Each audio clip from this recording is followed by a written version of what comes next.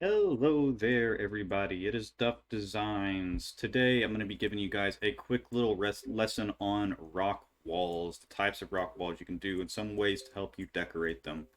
Uh, Now, what I did with this course right here is I used a very simple technique with this course. I used two different types of rocks. I used this black rock and this tanner looking rock right here, and I combined it with logs. Logs are starting to become something that people use more and more for rock textures because it actually looks pretty rocky. I mean, looking at this from a distance without knowing that it's a log, yeah, that looks kind of like a big rock texture right there. Uh, a lot of what people will do is they'll blend them in to break up their other rock textures. Like this is all placed with one rock other than this little wood texture in here, but it breaks it up quite nicely and keeps it from looking too formal. Uh, it is very easy to do these. It doesn't take too much time. And another little way that you can add decorations into them is adding little trees, little plants, all kinds of little things. I think I've got another rock wall somewhere that has got some plants in it. Yeah, this one over here. So this rock wall right here is mainly planted up. As you can see, it's mainly just one row of rocks on top and then planting to guard the whole bottom below it. So that is kind of blended in. And then I've got this type of rock wall right here, which is kind of scattered out, splintered rocks to kind of just give it that cliffside look. And then you've got obviously your tighter forming rock walls for your little like wall type areas like this. Over here is another good example of a rock wall that was done very nicely. So I'm going to show you very quickly how to do some very simple rock walls, some larger rock walls. Smaller rock walls are a different story in terms of decorating and building. They take a little bit more time to do. Your larger ones can be simpler and use less objects or less memory, less types of objects. So now that we're in here into our course, I'm going to very quickly come over here, come into the nature, come into stones, and I'm going to use my favorite stone in the game, these four right here. I love these stones.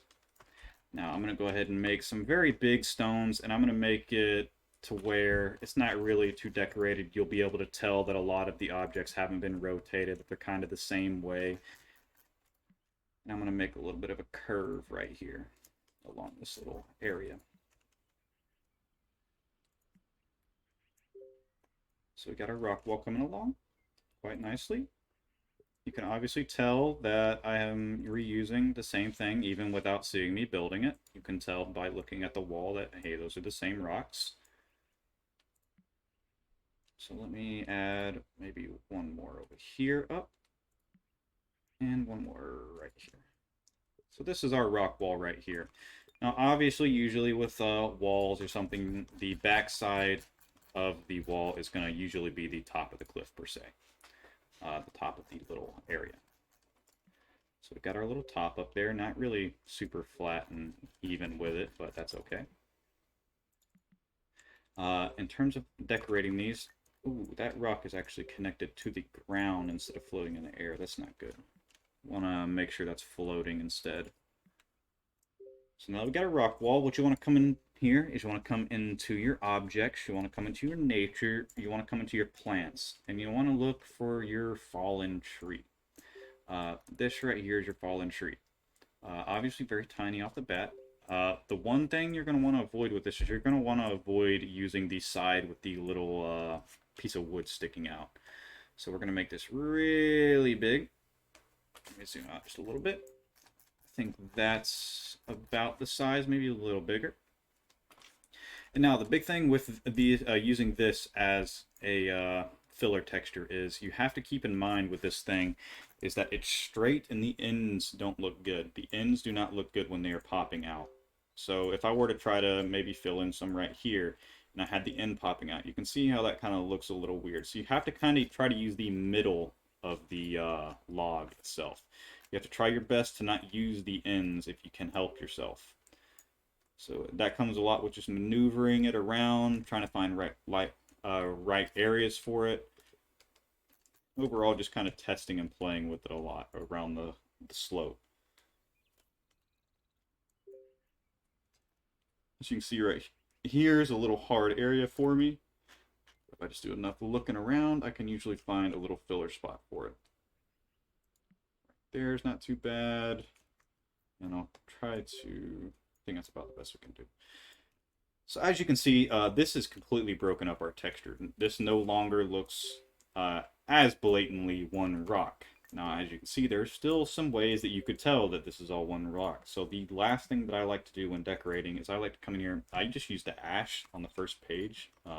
It works just fine for this. And I like to come in and I like to add some shrubbery to all this, some little bushes kind of scattered around. Using different colored bushes, different types of bushes can help add to the decoration to it.